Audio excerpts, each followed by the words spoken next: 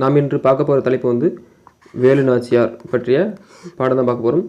இந்த வேலு நாச்சியார் என்ற பாடத்தலைப்பில் வந்து யார் யார் கதாபாத்திரங்கள் இதில் இடம்பெற்றிருக்குன்னு பார்க்கலாம். வாங்க. இதில் முதல்ல வந்து 1 வேலு நாச்சியார்,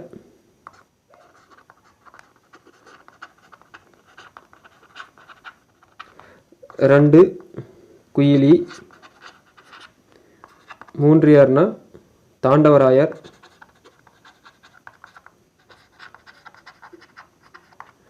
4 வந்து சின்ன மருது பெரிய மருது, சின்ன மருது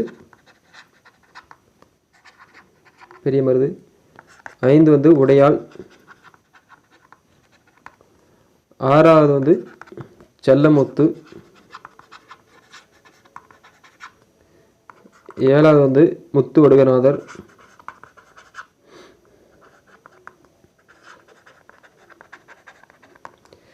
8வது வந்து வெள்ளச்சி நாச்சியார்,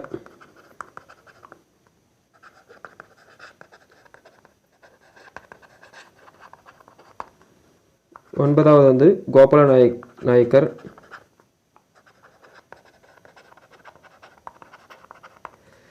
10வது வந்து ஐதரளி. இவர்களை பற்றி தான் இந்த பாடத்தில் பார்க்க போகிறோம். இதில் வேலு நாச்சியாருக்கு வந்து உதவியாக இருந்தவர்கள் மற்றும் அவருடைய உறவினர்கள் யாருன்னு பாருங்கள். இந்த பாடத்தினுடைய கதாநாயகியர்னா வேலு நாச்சியார். குயிலி என்பவர் யாருன்னா வேலு நாச்சியாருடைய படையினுடைய பெண் பிரிவினுடைய படைத்தளபதி. அதே தாண்டவார் என்பவர் வந்து வேலு நாச்சியாருடைய அவையினுடைய அமைச்சர் ஆவார். அதே போல் சின்ன மருதுவும் பெரிய மருதுவும் வேலு நாச்சியாருடைய தளபதிகள் ஆவார்கள். இவர் வந்து வேலு நாச்சியாருடைய தளபதினா அவருடைய கணவருக்கும் அதாவது முத்து வடுகநாதருக்கும் இவர் வந்து படை தளபதியாக இருந்திருப்பாங்க. அடுத்து இந்த உடையாள் என்பவர் யாருன்னா ஆங்கிலேயர்கிட்ட வந்து வேலு நாச்சியாரை பற்றி காட்டி கொடுக்காதனால ஆங்கிலேயரால் கொல்லப்பட்டவங்க தான் இந்த உடையாள். அப்போ தன்னுடைய பெண் படைப்பிரிவுக்கு வந்து உடையாள் என்று பெயர் வச்சிருப்பாங்க. அடுத்து செல்லமுத்து யாருன்னா செல்லமுத்து என்பவர் வேலு நாச்சியாருடைய தந்தை. இவர் எந்த பகுதியை ஆட்சி செய்தார்னா ராமநாதபுரம். செல்லமுத்து வந்து ராமநாதபுரத்தை வந்து ஆட்சி செய்தார். அடுத்து முத்து வடுகநாதர் என்பவர்னா வேலு நாச்சியாருடைய கணவர். இவர் எந்த பகுதியை ஆட்சி செய்தார்னா இவர் வந்து சிவகங்கை பகுதியை வந்து ஆட்சி செய்த வந்தவர் முத்து வடுகநாதர். அடுத்து 8வது பார்க்கறது வெள்ளச்சி நாச்சியார்னா முத்து வடுகநாதருக்கும் வேலு நாச்சியாருக்கும் பிறந்த ஒரே மகள் வெள்ளச்சி நாச்சியார். 9வது வந்து கோபால நாயக்கர் யாருன்னா முத்து வடுகநாதர் கொல்லப்பட்ட பின்பு வேலு நாச்சியார் வந்து தலைமறைவாக எங்கே போய் இருந்திருப்பார்னா திண்டுக்கல் மாவட்டத்தில் உள்ள கோபால நாயக்கர் கிட்ட தான் அடைக்கலம் சென்றிருப்பார். ஐதரளி 10வது பார்க்குறது ஐதரளி வேலு நாச்சியாருக்கு வந்து தன்னுடைய 5000 குதிரை படைகள் வந்து கொடுத்து உதவி வருவது தான் ஐதரளி. இவர்களை பற்றி தான் இந்த பாடத்தில் பார்க்க போகிறோம். வாங்க பாடத்துக்குள்ளே போகலாம். நுழைவு என்ன செய்தி உள்ளதுன்னு பார்த்துட்டு போவோம். வணிகம் செய்ய வந்த ஆங்கிலேயர் சிறிது சிறிதாக நமது நாட்டை கைப்பற்றி கொண்டனர். அவர்களை எதிர்த்து வீரப்போர் புரிந்தவர்கள் பலர். அவர்களுள் வெற்றி பெற்றவர்கள் சிலரே. நிறைய பேர் வந்து ஆங்கிலேயர் எதிர்த்து போர் பெற்றனர். ஆனால் வெற்றி பெற்றவர்கள் வந்து சிலரே. வீரமும் அதனால் விளையும் வெற்றியும் போருக்கு முக்கியமானவை. சூழ்நிலைக்கேற்ப செயல்பட்டு பெரும் வெற்றியே சிறந்தது. விடுதலை போரில் ஆண்களுக்கு நிகராக செயல்பட்டு வெற்றி வகை சூடிய பெண்களுள் ஒருவர் தான் வேலு நாச்சியார். அவரை பற்றி தான் இந்த பாடத்தில் பார்க்க போகிறோம். வாருங்கள் பாடத்துக்குள்ள போகலாம். பாருங்க, ராமநாதபுரத்தை ஆட்சி செய்த செல்லமுத்து மன்னனின் ஒரே மகள் வேலு நாச்சியார் ஆவார். அப்போ வேலு நாச்சியாருடைய தந்தை பேர் என்ன? செல்லமுத்து. இவர் எந்த பகுதியை ஆட்சி செய்தார்னா ராமநாதபுரத்தை ஆட்சி செய்தவர். வேலு நாச்சியார் அறிந்த மொழிகள் என்னென்னா பாருங்க, தமிழ் அவருடைய தாய்மொழி, அது இல்லாத ஆங்கிலம், பிரெஞ்சு, உருது ஆகியவற்றில் வந்து புலமை பெற்றவர் வேலு நாச்சியார். அப்போ இதுவும் கேட்பாங்க, பார்த்துக்காங்க. வேலு நாச்சியார் அறிந்த மொழிகள் என்னென்னா தமிழ், ஆங்கிலம், பிரெஞ்சு, உருது. அது மட்டும் தான் கற்றிருந்தாரா? அது மட்டும் இல்லாமல் இவர் போர் திறனிலும் பயிற்சி பெற்றவர். என்னென்ன போர் திறனா வந்து சிலம்பம், குதிரையாற்றம், வால்போர், வில் பயிற்சி போன்றவற்றில் பயிற்சி பெற்றவர். இதுவும் கேட்போம், பார்த்து வச்சுக்கோங்க. என்னென்ன கலையில் சிறந்தவர்னா 1 சிலம்பம், 2வது குதிரையாற்றம், வால்போர், அதாவது இதில் வட்டப்போர் இருக்குது, வால்போர், வில் பயிற்சி, இதில் வந்து பயிற்சி பெற்றவர். அடுத்தது சிவகங்கை மன்னர் முத்து வடுகநாதரை மணந்து மகிழ்ச்சியோடு வாழ்ந்தார். அப்போ வேலு நாச்சியாருடைய கணவர் யாருன்னா முத்து வடுகநாதர். முத்து வடுகநாதர் எந்த பகுதியை ஆட்சி செய்தார்னா சிவகங்கையினுடைய பகுதி வந்து ஆட்சி செய்தவர் முத்துவடுகநாதர். அடுத்து 2வது பேரை பார்க்கலாங்க. பாருங்க, காளியார் கோவில் நடைபெற்ற போரில் முத்துவடுகநாதர் வந்து ஆங்கிலேயர்கள் வந்து கொல்லப்பட்டார். அப்போ முத்துவடுகநாதர் வந்து எந்த பகுதியில் வந்து கொல்லப்பட்டார் ஆங்கிலேயர்கள்னா காளியார் கோவில் பகுதியில் நடைபெற்ற போரில் வந்து முத்துவடுகநாதர் கொல்லப்பட்டார். முத்துவடுகநாதர் இறந்த பின்பு வேலுநாச்சியார் எங்கே அடைக்கலம் சென்றிருப்பார்னா திண்டுக்கல் கோட்டையில் உள்ள கோபால நாயக்கரிடம் வந்து அடைக்கலம் சென்றிருப்பார். அதையும் பார்த்து வச்சுக்காங்க. அடுத்து 8 ஆண்டுகளுக்கு பிறகு பாருங்க, திண்டுக்கல் கோட்டையில் ஆலோசனை கூட்டம் ஒன்று நடந்தது. கூட்டத்தின் நடுவே வீரமங்கை வேலுநாச்சியார் அமர்ந்திருந்தார். அவரை சுற்றி அமைச்சர் தாண்டவராயர், தளபதியில் சின்னமருது பெரியமருது. அப்போ இங்கே அமைச்சர் யாருன்னா தாண்டவராயர், தளபதியில் யாருன்னா சின்னமருதும் பெரியமருதும் ஆவார். வேலுநாச்சியருடைய அமைச்சர் யாருன்னா தாண்டவராயர், தளபதி யாருன்னா சின்னமருதும் பெரியமருதும். நாம் சிவகங்கை இழந்து 8 ஆண்டுகள் ஆகிவிட்டன என்று கூறியவர் யாருன்னா வேலுநாச்சியார். நாம் சிவகங்கை இழந்து 8 ஆண்டுகள் ஆகிவிட்டன என்று கூறியவர் யார்? வேலுநாச்சியார்.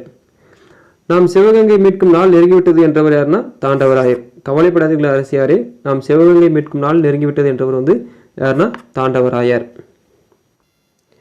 அடுத்து பாருங்க, இதெல்லாம் வந்து சும்மா வாட்சி மட்டுருக்காங்க.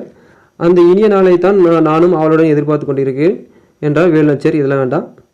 அப்போது வெளியே பெரும் ஆரவாரம் கேட்டது. மைசூரிலிருந்து ஐதர் அலி அனுப்பிய படை வந்துவிட்டது என நினைக்கிறேன் என்று வேலுநாச்சியார் சொல்கிறாங்க.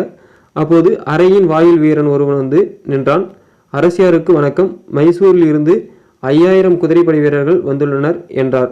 அப்படியா, மகிழ்ச்சி, அவர்களை ஓய்வெடுக்க சொல், நான் பிறகு வந்து பார்க்கிறேன் என்று வேலுநாச்சியார் வீரன் வெளியேறுகிறான். அடுத்து பாருங்க, இது பார்த்துக்கோங்க. ஐதர் அலி உறுதியாக படையை அனுப்புவார் என்று எனக்கு முன்பே தெரியும் அரசியாரே என்று கூறியவர் யாருன்னா தாண்டவராயர். ஐதர் அலி வந்து உறுதியாக படையை அனுப்பிடுவார் எனக்கு முன்பே தெரியும் என்று வேலுநாச்சியார் கூறியவர் யார்? தாண்டவராயர். எதனால் அப்படி சொல்கிறீர்கள் என்று கேட்டதுக்கு வந்து, நாம் இருவரும் ஐதர் அலியை சந்திக்க மைசூர் சென்றோம் அல்லவா, அப்போது தாங்கள் அவரிடம் உருது மொழியில் பேசினீர்கள். அப்போது அவர் முகத்தில் பெரிய மகிழ்ச்சி தோன்றியதை நான் கண்டேன் என்றான் தாண்டவராயர். இந்த லைன் பார்த்து வச்சுக்கோங்க. நாம் அரசியாரின் பன்மொழி அறிவு நமக்கு பெரிதும் நன்மையை தருகிறது என்றவர் யாருன்னா அவர் வந்து சின்னமருது. அவர் யாரு? சின்னமருது. அடுத்து பாருங்க, ஆம், நமது வீரருடன் ஐதர் அலியின் 5000 குதிரைப்படை வீரர்கள் சேர்ந்து விட்டனர். ஆகவே நாளை சிவகங்கையை மீட்க புறப்படலாம் அல்லவா என்று கேட்டவர் யாருன்னா பெரியமருது. அரசியாரின் பன்மொழி அறிவு நமக்கு பெரிதும் நன்மையை தந்திருக்கிறது கூறியவர் யாருன்னா சின்னமருது. நாளை சிவகங்கை மீட்க புறப்படலாம், ஐதர் அலியின் படை நம்மளோட சேர்ந்துருச்சு என்று கூறியவர் யாருன்னா பெரியமருது. என் கணவர் கொல்லப்பட்ட ஊர் காளியார் கோவில் எனவே நாம் முதலில் காளியார் கோவிலை கைப்பற்றுவோம், பிறகு சிவகங்கையை மீட்போம் என்று வேலுநாச்சியார் கூறுகிறார். அப்போ வேலுநாச்சியார் முதலில் கைப்பற்றப்பட்ட பகுதி எது அப்படின்னு கொடுக்கப்பட்டா காளியார் கோவில் சிவகங்கைன்னு கொடுக்கப்பட்டா அதில் முதலில் கைப்பற்றப்பட்ட பகுதி வந்து காளியார் கோவில். அனைவரும் அதனை ஏற்றுக்கொண்டனர். மறுநாள் காளியார் கோவிலை நோக்கி வேலுநாச்சியார் படை புறப்பட்டது. ஆண்கள் படைப்பிரிவுக்கு தலைமையேற்றவர்கள் யாருன்னா மருது சகோதரர்கள், பெண்கள் படைப்பிரிவுக்கு தலைமையேற்றவர்கள் யாருன்னா குயிலி. அரசியர் அவர்களே, காளியார் கோவிலில் நம் கைக்கு வந்துவிட்டது. நாம் இப்போதே சிவகங்கை கோட்டையை தாக்கினால் ஆங்கிலேயரை விரட்டியடித்து விடலாம் என்றார் பெரியமருது. அவசரம் வேண்டாம், இப்போது சிவகங்கை கோட்டை கதவுகள் அடைக்கப்பட்டிருக்கும். வரும் விஜயதசமி திருநாளில் அன்று கதவுகள் திறக்கப்படும். அப்போது நமது படைகள் உள்ளே நுழையலாம் என்றார் வேலுநாச்சியார். அப்போ வேலுநாச்சியாரால் வந்து சிவகங்கை கோட்டையை போர் தொடுக்க முடிவு செய்யப்பட்ட நாள் என்ன நாள்னு கேட்பாங்க. அது என்னன்னா விஜயதசமி. அடுத்து பாருங்க, அப்போதும் பெரிய காவல் இருக்குமே என்றவர் யாருன்னா சின்னமருது. விஜயதசமி நாளில் கோட்டைக்குள் செல்வதற்கு பெண்களுக்கு மட்டும் அனுமதி உண்டு. நமது பெண்கள் படைப்பிரிவினர் கூடைகளில் பூக்கள், பழங்கள் ஆகியவற்றுடன் ஆயுதங்களையும் மறைத்து கொண்டு கோட்டைக்குள் செல்லட்டும். உள்ளே அவர்கள் தாக்குதலை தொடங்கியதும் நமது ஆண்கள் படைப்பிரிவினரும் கோட்டைக்குள் நுழைந்து தாக்கட்டும். ஆங்கிலேயரை விரட்டி அடித்து விடலாம் என்றார் வேலுநாச்சியார். அப்படியே செய்யலாம் அரசியரை. இன்னும் ஒரு செய்தி, இது பார்த்து வச்சுக்கோங்க. இது கேட்பாங்க. தங்களை காட்டி கொடுக்குமாறு உடையாள் என்னும் பெண்ணை ஆங்கிலேயர்கள் வற்புறுத்தினார்களாம். அவர் மறுத்ததால் கொன்று விட்டார்களாம். அவருக்கு நாம் உரிய முறையில் சிறப்பு செய்ய வேண்டும் என்று வேலுநாச்சியாரிடம் கூறியவர் யாருன்னா தாண்டவராயர். அதாவது உடையால் கொல்லப்பட்ட செய்தியை வந்து வேலுநாச்சியாரிடம் கூறியவர் யாருன்னா தாண்டவராயர். இதை கேட்டது வந்து வேலுநாச்சியார் வந்து அவருக்கு ஒரு நடுக்கல் நடுவதற்கு ஏற்பாடு செய்யுங்கள் அமைச்சரே, அவரது பெருமையை எல்லோரும் அறிந்து கொள்ளட்டும் என்றார் வேலுநாச்சியார். அப்படியே செய்வோம் என்றார் அமைச்சர். அடுத்து பாருங்க, விஜயதசமிக்கு முன்னால் சிவகங்கை நோக்கி புறப்பட்டது படை. வழியில் உடையாளுக்காக நடப்பட்ட நடுக்கல். அப்போ வேலுநாச்சியார் வந்து நடுக்கல் நடப்பட்டது வந்து யாருக்காகனா உடையாளுக்காக. நடுக்கல் முன்பு குதிரையில் இருந்து இறங்கினார் வேலுநாச்சியார். தாம் வைத்திருந்த தாலியை எடுத்து அந்த நடுக்கலுக்கு வந்து காணிக்கையாக செலுத்தினார். அப்போ வேலுநாச்சியாரால் நடுக்கலுக்கு காணிக்கையாக செலுத்தப்பட்டது எதுனா கேட்டது தன்னுடைய தாலி. அருகில் நின்ற வீரர்களுடன் உடையால் புகழ் ஓங்குக என்று முழக்கமிட்டனர். மறுநாள் படை வந்து மறுநாள் காலையில் சிவகங்கை அடைந்தது. அரசியாரே, நான் நமது பெண்கள் படைப்பிரிவுடன் மாறுவிடத்தில் உள்ளே செல்கிறேன். உள்ளே சென்றதும் அங்குள்ள ஆயுத கிடங்குக்கு எப்படியாவது தீ வைத்து விடுகிறேன். தீ எறிவது தெரிந்ததும் நம் படை உள்ளே நுழையட்டும் என்று கூறினார் குயிலி. அப்போ ஆயுதப்படகுக்கு தீயிடுவதாக வேலுநாச்சியார் கூறியவர் யாருன்னா குயிலி. அதே ஆயுத கிடங்கில் தனக்குத்தானே தீயிட்டு கொண்டு குதித்தவர் யாருன்னா அதுவும் குயிலி. அடுத்து தெரிந்து கொள்ளும் பாக்ஸ் பாருங்கள், ரொம்ப முக்கியமான பாக்ஸு. அடிக்கடி கேள்வி கேட்கப்பட்ட பகுதி. வேலுநாச்சியாருடைய காலம் 1730 முதல் 1796. வேலுநாச்சியார் சிவகங்கை மீட்ட ஆண்டு வந்து 1780. ஜான்சி ராணிக்கு முன்பே ஆங்கிலேயரை எதிர்த்து வீரப்போர் புரிந்தவர் வந்து யாருன்னா வேலுநாச்சியார். அப்படியே ஆகட்டும் என்றார் வேலுநாச்சியார். குயிலியும் பெண்கள் படையினரும் கோட்டைக்குள் சென்றனர். சிறிது நேரத்தில் கோட்டைக்குள் பெரும் கூச்சல் இருந்தது. உள்ளே உயரமான தீ எரிவது தெரிந்தது. நமது படை உள்ளே நுழையட்டும் என்று ஆணையிட்டார் வேலுநாச்சியார். படை வீரர்கள் கோட்டைக்குள் பாய்ந்து சென்றனர். ஆங்கிலேயரின் படையுடன் கடுமையாக போரிட்டனர். இறுதியில் ஆங்கிலேயர் படை தோல்வியடைந்து கோட்டையை விட்டு ஓடியது. வெற்றி வெற்றி என்று முழக்கமிட்டனர் வீரர்கள். இந்த வெற்றிக்கு காரணமான குயில் எங்கே என்று கேட்டார் வேலுநாச்சியார். குயிலி தம் உடலில் தீ வைத்து கொண்டு ஆயுத கிடங்கில் குதித்து விட்டார் என வீரர்கள் கூறினார்கள். அப்போ தனக்கு தானே தீ வைத்து கொண்டு ஆயுத கிடங்கில் குதித்தது யாருன்னா குயிலி. குயிலி தம் உயிரை தந்து நம் நாட்டை மீட்டு கொடுத்திருக்கிறார்.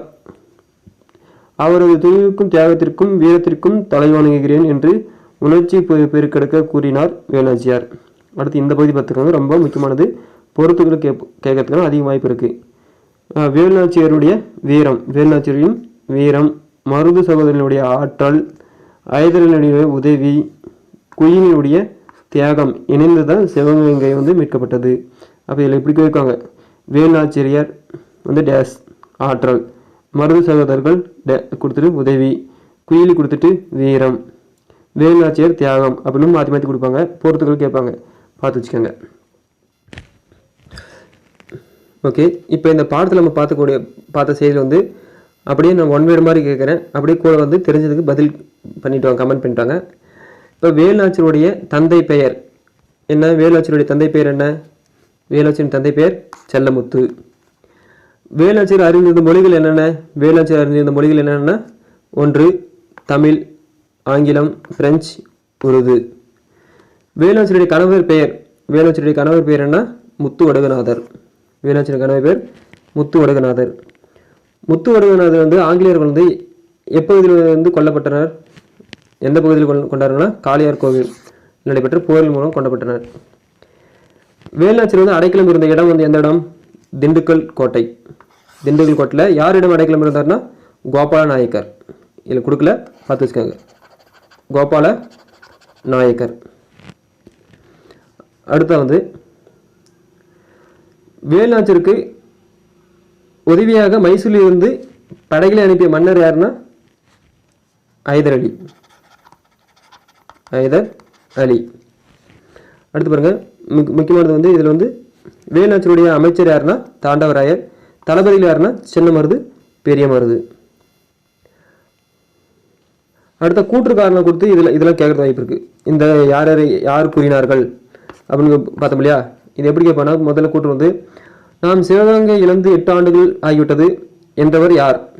தாண்டவராயரா, மருது சகோதரர்களா, அல்லது வேலுநாச்சியாரா அப்படின்னு கேட்கலாம். அதே போல் யாரை படிக்கலாம், நாம் சிவகங்கையை மீட்கும் நாள் நெருங்கிவிட்டது என்றவர் யாருன்னா தாண்டவராயர். நாம் சிவகங்கையை மீட்கும் நாள் நெருங்கிவிட்டது என்றவர் வந்து யாருன்னா தாண்டவராயர். நாம் சிவகங்கை இழந்து 8 ஆண்டுகள் ஆகிவிட்டது என்றவர் வந்து வேலுநாச்சியார். ஹைதர் அலி உறுதியாக படையை அனுப்புவார் என்று எனக்கு முன்பே தெரியும் என்றவர் யாருன்னா அது வந்து தாண்டவராயர். ஹைதர் அலி முன்பு எனக்கு படையை அனுப்புவார் தெரியும் என்று கூறியவர் தாண்டவராயர். நம் அரசியாரின் பன்மொழி அறிவு நமக்கு பெரிய நன்மையை தந்திருக்கிறது என்றவர் வந்து யாருன்னு கேட்பாங்க, சின்னமருதி. இதெல்லாம் வந்து மாற்றி மாற்றி கொடுத்து கேட்பாங்க, அந்த பேர் மட்டும் யாருக்குரியதுன்னு. அடுத்து என்ன கேட்கலான்னா, நமது வீரர்களுடன் ஹைதர் அலியின் 5000 குதிரைப்படை வீரர்கள் சேர்ந்து விட்டனர். ஆகியவை நாளை சிவகங்கை மீட்க புறப்படலாம் என்றவர் யாருன்னு கேட்கலாம். இதில் கூற்றுக்காரர்கள் கேட்கலாம், இது கூற்றுக்குரியவர் யார் அப்படின்னு. அடுத்து பாருங்க, வேலுநாச்சியார் முதலில் வந்து கைப்பற்ற நினைத்த இடம் எதுனா, கைப்பற்ற நினைத்த இடம்னு கேட்கலாம், அல்லது கைப்பற்றிய இடம்னு கேட்கலாம். வேலுநாச்சியார் முதலில் கைப்பற்றிய இடம் அல்லது கைப்பற்ற நினைத்த இடம் எதுன்னு கேட்கலாம். முதலில் கைப்பற்றிய இடம் வந்து காளையார் கோவில். அடுத்த ஆண்கள் படைப்பிரிவுக்கு தலைமை வகித்தவர்கள் யாருன்னா மருது சகோதரர்கள். பெண்கள் படைப்பிரிவுக்கு குயிலி.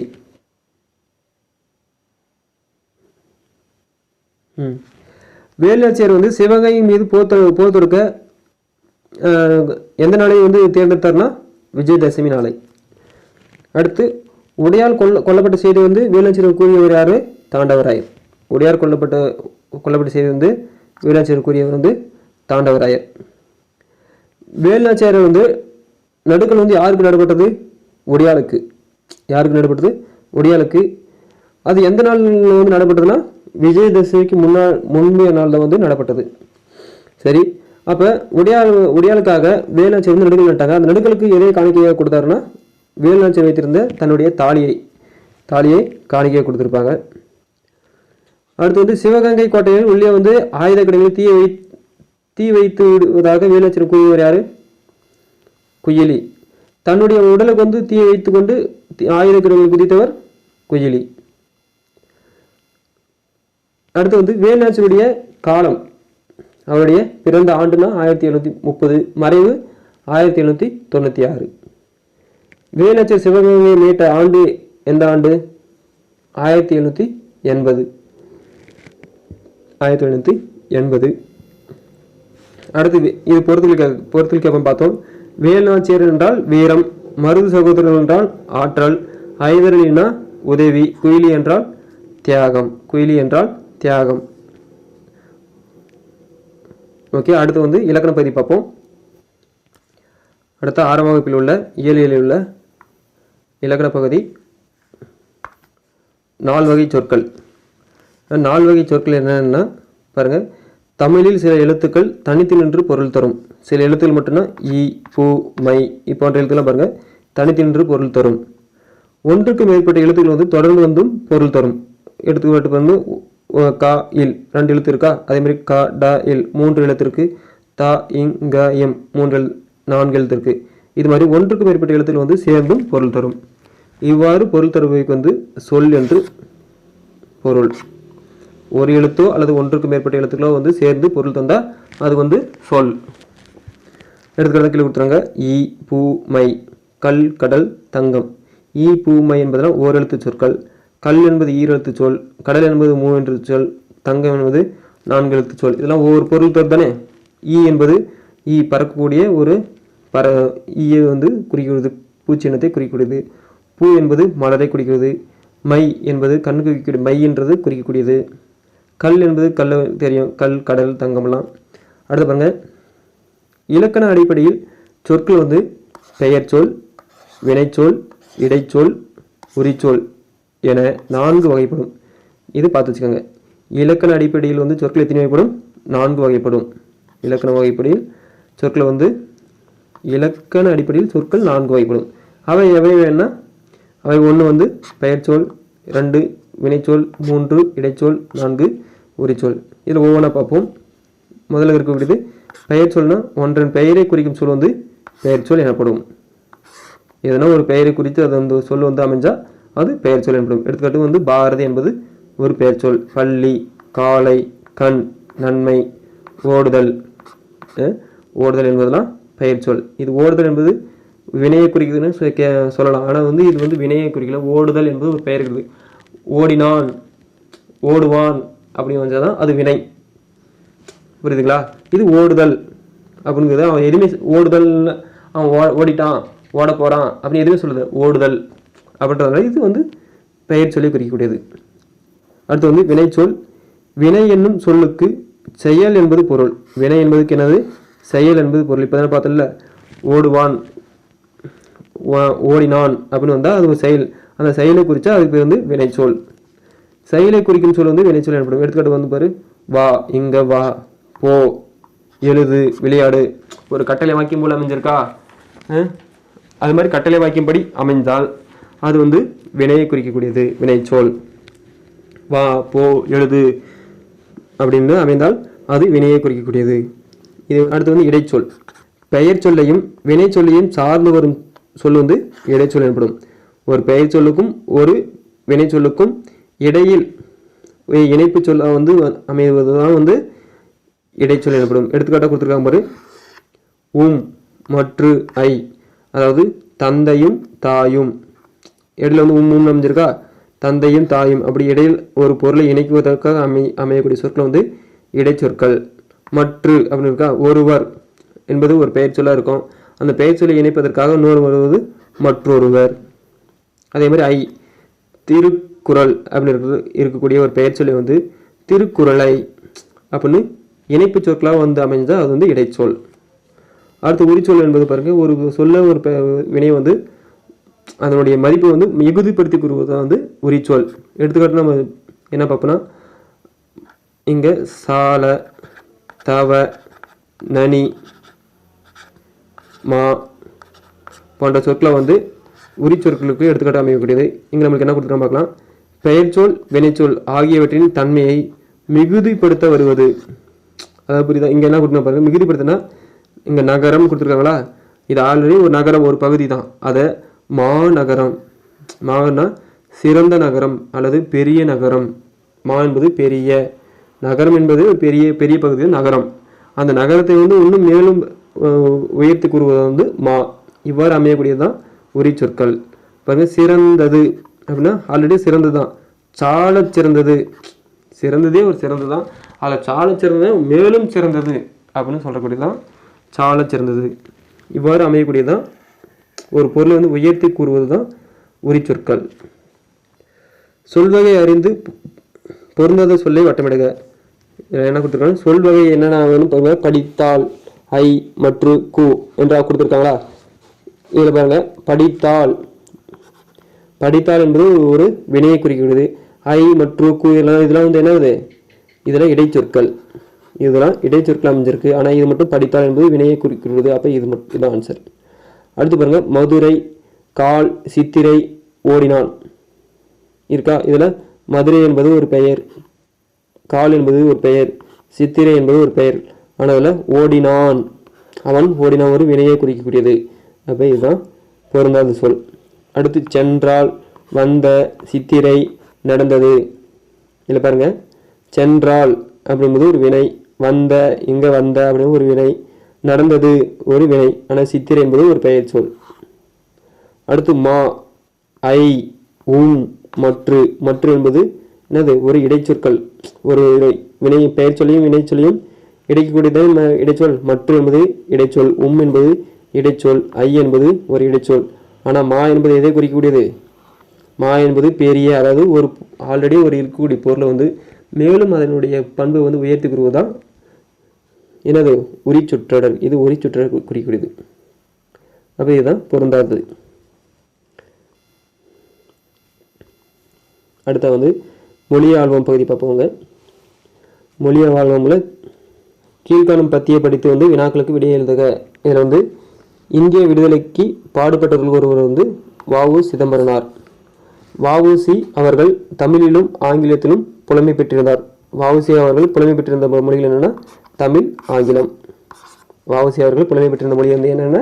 தமிழ், ஆங்கிலம். அவர் என்னென்ன பணியாற்றினா பாருங்க. வழக்கறிஞராக இருந்திருக்காரு, எழுத்தாளர், பேச்சாளர், தொழிற்சங்க தலைவராக இருந்திருக்காரு. வ.உ.சி. வகித்த பதவிகள் என்னென்னா, ஒன்று வழக்கறிஞர், எழுத்தாளர், பேச்சாளர், தொழிற்சங்க தலைவர் என்னும் பன்முகத்தன்மை பெற்றவர். ஆங்கிலேயரின் கப்பலுக்கு போட்டியாக உள்நாட்டு இந்திய கப்பல் நிறுவனத்தை வந்து தொடங்கியவர். அப்போ இதுவும் கேட்பாங்க. ஆங்கிலேயர் கப்பலுக்கு போட்டியாக வந்து உள்நாட்டு இந்திய கப்பல் நிறுவனத்தை தொடங்கியவர் யாருன்னா வஉசி. அது எந்த ஆண்டு தொடங்கப்பட்டதுன்னா முக்கியமாக கேட்பாங்க, அடிக்கடி கேட்கக்கூடிய கொஸ்டின். 1906 அக்டோபர் 16ஆம் தேதி வஉசி அவர்களால் ஆங்கிலேயருக்கு எதிராக கப்பல் தொடங்கப்பட்ட ஆண்டு வந்ததுன்னா 1906 அக்டோபர் 16. இதில் எதனா ஒரு டேட்டை மட்டும் மாற்றி கொடுக்குவாங்க. அக்டோபர் 16ன்றதை செப்டம்பர் 16 இல்லை நவம்பர் 16 கேட்கலாம், அல்லது 1906ன்றதை 1916 26 அப்படின்னு எதனா மாற்றி கேட்கலாம், பார்த்துச்சுங்க. சுதேசி நாவை சங்கம் என்ற கப்பல் நிறுவனத்தை பதிவு செய்தார். ஆங்கிலேயர் கப்பலுக்கு எதிராக என்ன கப்பலை பதிவு செய்தார்னா சுதேசி நாவை சங்கம் என்ற கப்பல் நிறுவனத்தை வந்து பதிவு செய்தார். இதுவும் கேட்பாங்க. அவர் பதிவு செய்த கப்பல் நிறுவனத்தின் பெயர் வந்து சுதேசி நாவை சங்க கப்பல். வஉசி சென்னைக்கு செல்லும் போதெல்லாம் பாரதியாரை சந்திப்பதை வழக்கமாக கொண்டிருந்தார். இதுவும் அடிக்கடி கேட்கப்பட்ட கேள்வி இந்த பகுதியிலிருந்து. வஉசி அவர்கள் சென்னைக்கு செல்லும் போதெல்லாம் யாரையும் வந்து சந்திப்பதாக வழக்கமாக கொண்டிருந்தார்னா பாரதியார், பாரதிதாசன், கண்ணதாசன் அப்படின்னு மாற்றி மாற்றி கொடுப்பாங்க. பாரதியார் பாருங்க. அடுத்து கேள்வி கேட்டிருக்கா பாருங்க. சுதேசி நாவை சங்கத்தை நிறுவியவர் யாருன்னா யாரு? வஉசி. வஉசி சென்னைக்கு செல்லும் போதெல்லாம் யாரை சந்திப்பதாக கொண்டார்னா பாரதியாரை. வஉசி அவர்களுக்கு யாருடைய பாடல் வந்து விரும்பி கேட்பார்னா பாரதியாரோட பாடல் வந்து விரும்பி கேட்பார். வஉசி அவர்களின் பன்முகத்தன்மை என்னென்ன? ஒன்று வழக்கறிஞர், இன்னொன்று எழுத்தாளர், இன்னொன்று பேச்சாளர், அடுத்து தொழிற்சங்க தலைவர். இதெல்லாம் அவருடைய பன்முகத்தன்மைகள்.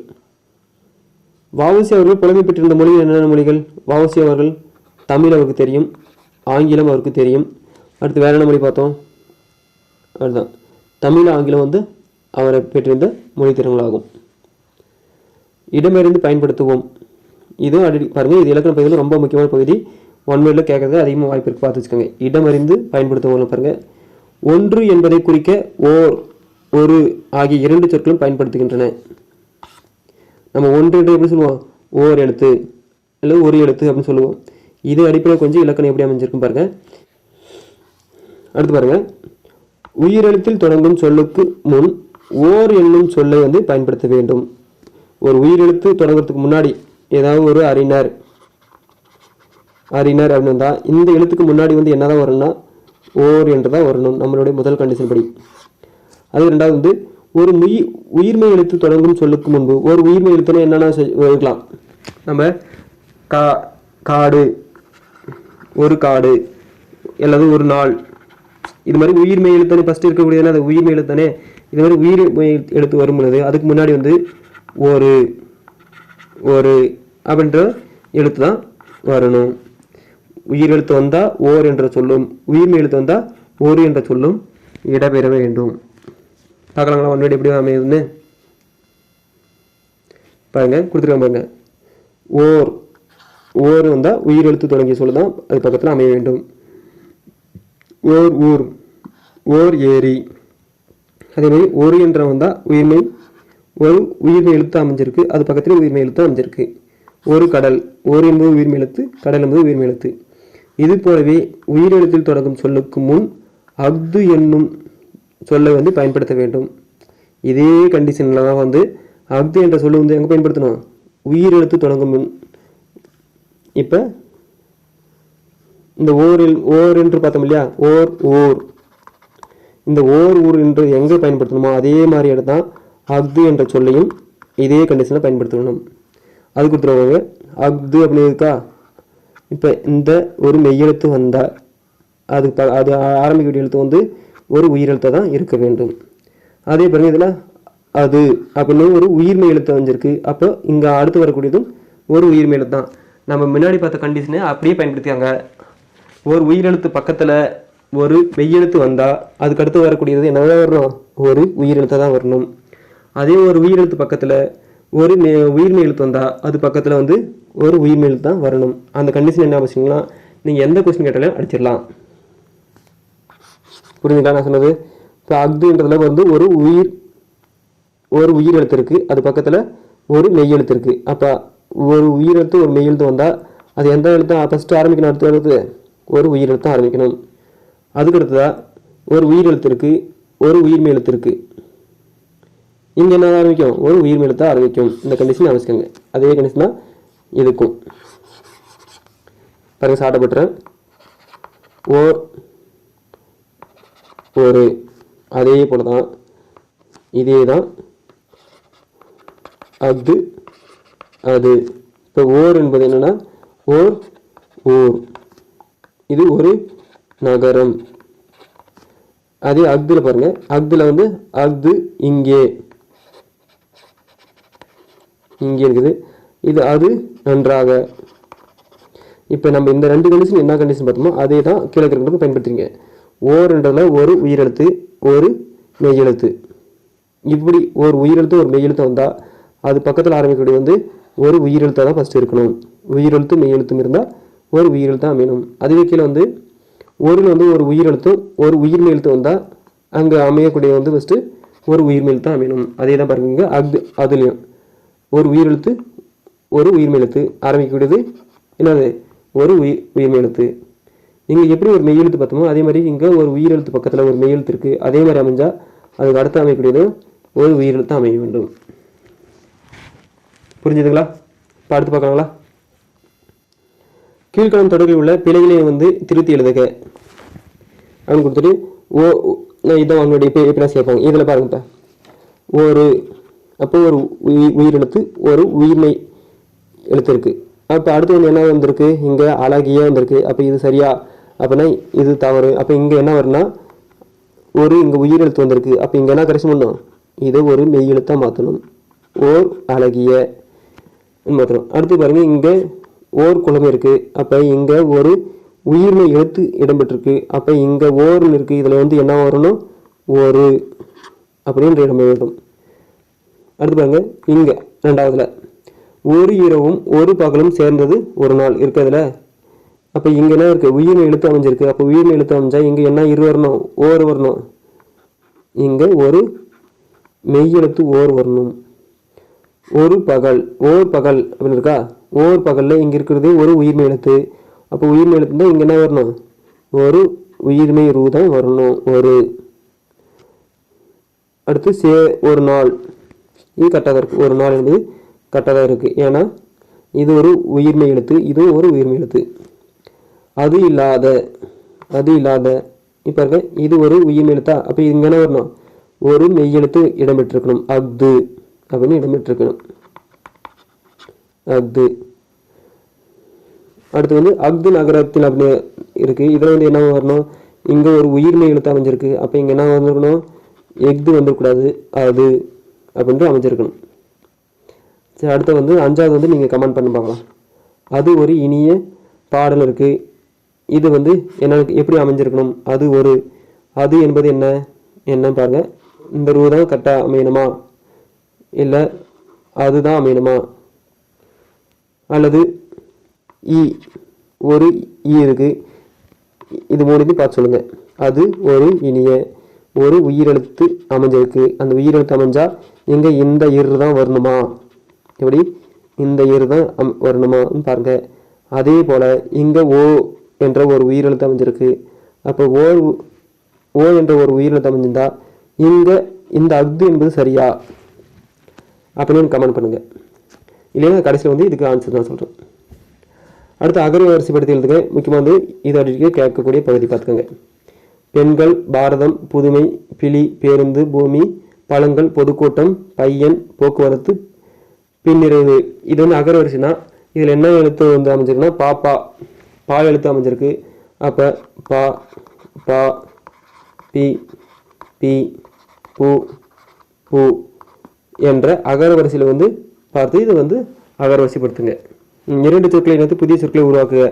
இங்கே எனக்கு இருக்கு. அப்போ எனக்கு உண்டு, எனக்கு இல்லை, அதாவது உண்டு இல்லை என்பதை சேர்த்து ஒரு பொருள் வரணும். வடக்கு உண்டு, வடக்கு இல்லை. பந்து உண்டு, பந்து இல்லை. பட்டு உண்டு, பட்டு இல்லை அப்படின்னு எழுதணும். கட்டளையில் உள்ள சொற்களை வந்து கொண்டு தொடர்களை உருவாக்குக. பாரி வீட்டுக்கு வந்தான். பாரி என்பது வீட்டுக்கு வந்தான். எழிலி வீட்டுக்கு வந்தாள். பெண்பால் எழிலி என்பது வீட்டுக்கு வந்தாள். மாணவர்கள் வீட்டுக்கு பலர்பால் வந்தார்கள். மாடு என்பது அகிரிணை. மாடு வீட்டுக்கு வந்தது அப்படின்னு வரணும், வந்ததுன்னு தான் வரணும். அடுத்து மாடுகள், இந்த மாடுகள் வந்து அக்ரீனில் பலர்பாலில் அமைஞ்சிருக்கு, வந்தன என்று இடம்பெற வேண்டும். அடுத்து வந்து கலைச்சொல் அறிவோம், நாட்டுப்பற்று, பேட்ரியோட்டிசம், கலைக்கூடம், ஆர்ட் கேலரி, இலக்கியம், லிட்ரேச்சர், மெய்யுணர்வு, நாலேஜ் ஆஃப் ரியாலிட்டி, மெய்யுணர்வு, நாலேஜ் ஆஃப் ரியாலிட்டி. நாட்டுப்பற்று என்பது பேட்ரியோட்டிசம், கலைக்கூடம் என்பது ஆர்ட் கேலரி, இலக்கியம் என்பது லிட்ரேச்சர், மெய்யுணர்வு என்பது நாலேஜ் ஆஃப் ரியாலிட்டி. இன்றைய வகுப்புடன் நம்ம 6ஆம் வகுப்பில் இயல் 7 வந்து முடிச்சிட்டோம். அடுத்த வகுப்புலேருந்து 6ஆம் வகுப்பில் இயல் 8 பார்ப்போம்.